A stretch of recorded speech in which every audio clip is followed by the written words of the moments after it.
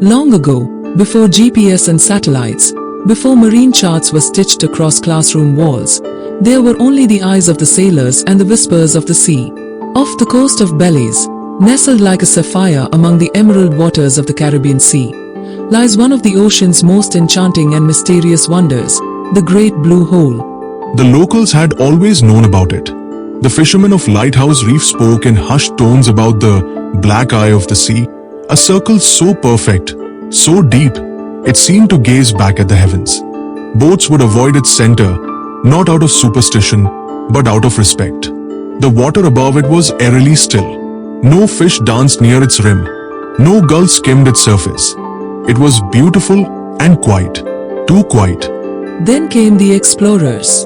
In 1971, a man who had dedicated his life to the mysteries of the deep arrived, Jacques Cousteau, the legendary French oceanographer. With his ship, the Calypso, and his crew of divers, he anchored near the hole.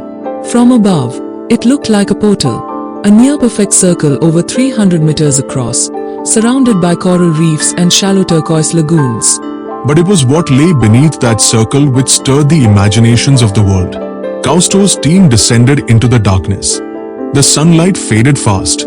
At 30 meters, they passed through a vale where the colors of the sea changed and the water turned colder. Strange formations greeted them, massive stalactites, some over 10 meters long, hanging from the submerged caves. But how did these form underwater? That was the first clue. This place had once been dry land. Thousands of years ago, during the last ice age, sea levels were far lower. The area where the Great Blue Hole lies today was once a limestone cave system above sea level. Rainwater and time carved the caves, sculpting the stalactites and chambers. But then, as the glaciers melted and the oceans rose, the sea invaded.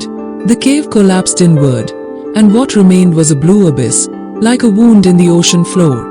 Divers and scientists still explore its depths today. At about 120 meters, the water becomes anoxic. There's no oxygen, no life. Just silence and the pressure of time. Some believe the hole may hold ancient secrets, even preserved remains from when the sea swallowed the cave. Few have dared to dive that deep, and fewer still have returned with stories.